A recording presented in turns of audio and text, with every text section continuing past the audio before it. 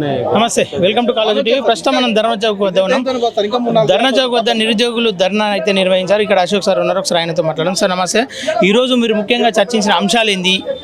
ప్రభుత్వం ఇంతవరకు ప్రభుత్వాన్ని కలిసే ప్రయత్నం ఏమైనా చేసిరా? మీరు మంత్రులను కలిసారు, ప్రతిపక్ష పార్టీలను కలిశారు, అందరు మంత్రులు కలిసారు. బట్టి విక్రమార్కని కలిశారు, మన ఖమ్మం జిల్లా సంబంధించిన మంత్రిని కలిసారు, కోమారెడ్డి వెంకరెడ్డిని కలిశారు, సిద్ధుల శ్రీబాబుని కలిశారు, అందరు కలిశారు. ముఖ్యమంత్రి కూడా చొప్పదండి ఎమ్మెల్యే 2 సార్లు వినతిపత్రం ఇచ్చింది. గ్రూప్ 2, 3లో పోస్టులు పెంచండి.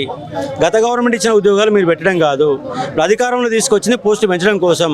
2 లక్షల ఉద్యోగాలు ఇస్తాం గాలి మాటలు చెప్పారు. ఇంతవరకు కనీసంగా ఒక్క పాయింట్ కూడా మొదలు పెట్టలేదు. 1% కూడా న్యాయం చేయలేదని ఇవాళ మేము ఇందిరా పార్క్ దగ్గర మహాధర్నా నిర్వహించాము. ఈ ధర్నాకి 5,000 మంది పైగా విద్యార్థులు వచ్చారు.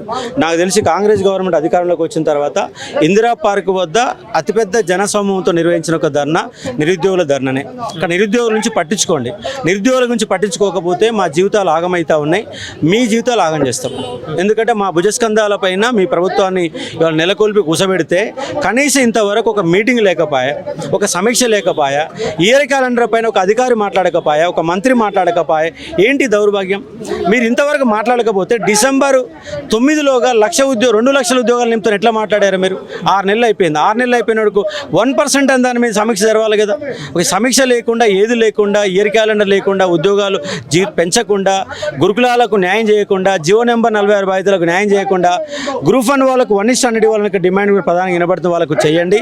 గ్రూప్ 2, 3లో పోస్టులు పెంచాలకు ప్రధాన డిమాండ్లతో ఇవాళ ఈ యొక్క ప్రోగ్రాం నిర్వహించిన భారీగా జనం వచ్చారు. 100% సక్సెస్ అయింది. ఓకే, నిరుద్యోగుల ప్రభుత్వం మాది, నిరుద్యోగులకు ఏ రకంగా అన్యాయం చేయట్లేదు అని చెప్పేసి వాళ్ళు అంటున్నారు.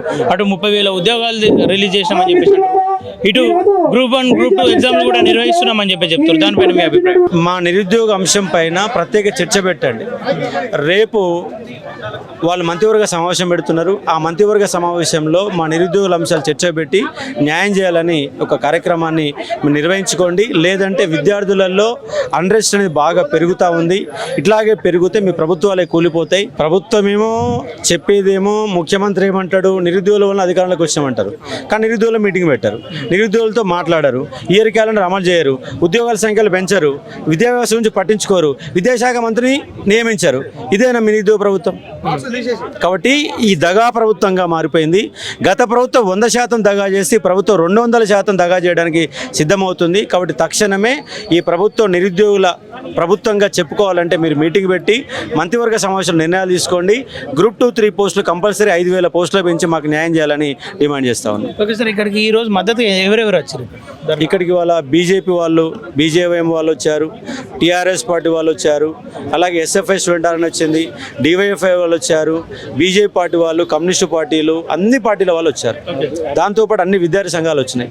టోటల్ నిరుద్యోగులంతా, టోటల్ హైదరాబాద్లో నిరుద్యోగులు జిల్లాలకు వెళ్ళి తరలి వచ్చి బస్సుల మీద, ట్రైన్ల మీద వచ్చి ఈ కార్యక్రమాన్ని దిగ్విజయం చేశారు. అక్కడ వాళ్ళందరికీ కూడా ప్రత్యేకమైన ధన్యవాదాలు చెప్తా ఉన్నాయి. ప్రోగ్రాంకి వచ్చిన ప్రతి ఒక్కరికి, మద్దతు తెలిపిన అందరికీ కూడా ప్రత్యేక ధన్యవాదాలు చెప్తా ఉన్నాను. ఓకే, గ్రూప్ 2 కావచ్చు, గ్రూప్ 3 కావచ్చు, జరిగిన పరీక్షలు రద్దు చేయాలంటున్నారా, లేదంటే పోస్టులను పెంచాలంటున్నారా? పోస్టులు పెంచాలని చెప్తున్నాను. ఎందుకంటే ఇంకా గ్రూప్ 2, 3 ఎగ్జామ్ జరగల, పోస్టులు పెంచాలి. ఎందుకంటే గ్రూప్ 1 అనేది రద్దు చేశారు, మళ్ళీ ఎగ్జామ్ పెడుతున్నారు.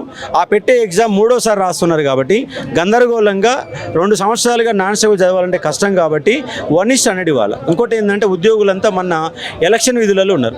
ఈ ఉద్యోగులు ఎక్కువ మంది గ్రూప్ 1 ఉద్యోగులు ఆఫీసర్గా ఎక్కువ మంది వాళ్ళే ప్రిపేర్ అవుతారు.